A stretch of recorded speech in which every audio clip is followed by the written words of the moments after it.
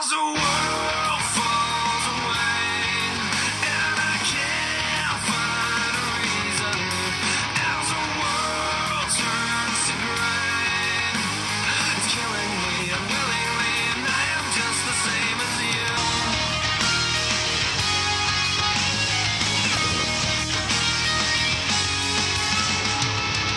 Still Straight is an episode, well, I haven't watched the most when I started to watch the show again years ago. But since I watched this episode last year, I gotta say, it's very interesting. I mean, a Still Straight is actually a real thing that happens in real life. Well, you get captured by the police, but not really. They're just trying to show you what it's like to be arrested and stuff. And then when you're done, you'll probably learn a lesson to not do anything bad ever again. Which is what this episode is trying to do. Because at the beginning of this episode, Drake and Josh are going to a concert. Well, it's Josh's favorite band, the Hailstones, but it's in the Red Tire Room, and they have to be old enough to go in. However, Drake has an idea. He make fake IDs for him and Josh says that it's very illegal to go in, especially with fake names. And of course, he's right, because they got arrested.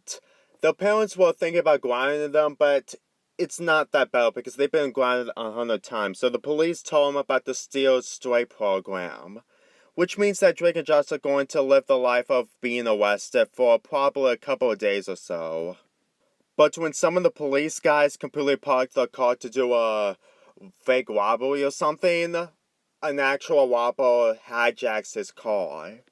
Who's called Blaze, by the way, and Drake and Josh is obviously in another big and dangerous situation.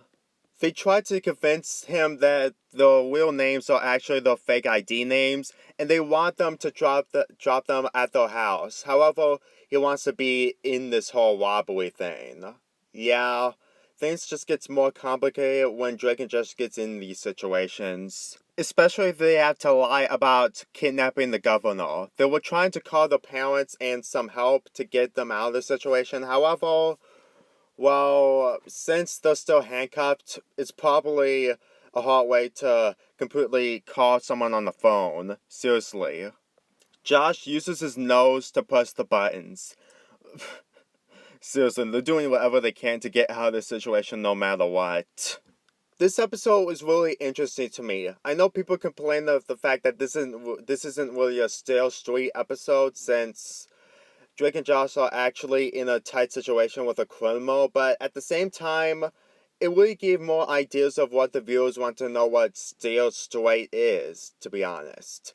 I think that this episode is just trying to show that Drake and Josh probably finally learns the lessons about not being very bad at doing terrible mistakes. But then again, they still do the same mistakes after this episode, and I'm going to review one of them. As for the criminals in this episode, don't expect them to be very aggressive, since this is a kid sitcom.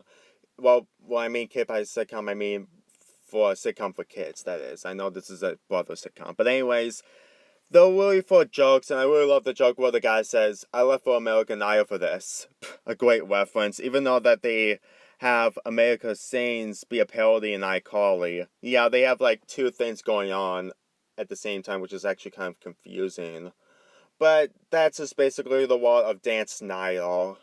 As for some of the jokes, well, Walter is wearing a pink dress because a very big man who's not really a man, he's actually a she, who just sounds like a man, is going to wear that dress in a prom. Yeah. I really found that completely hilarious, considering the fact that he's just wearing this for a person who is actually a guy. If you don't believe me, she actually shows up twice. One in the middle of the episode and one towards the end. I'm not sure what kind of comedy this is going to, but it's actually kind of amusing for me, considering the fact that, well, she's just there for a reference to something. I think this is probably a reference to something, but I don't know. By the way, I really do like that bit when the father is completely trapped because they had to have him handcuffed and duct tape his mouth. And they haven't get him out of there after the criminals have gone away. It's kind of terrible, but at the same time when they completely ignore him except the mother is actually kind of hilarious. Stale Straight is for what it is. It's an episode that what I thought was going to be, but at the same time, it doesn't ruin the entire episode.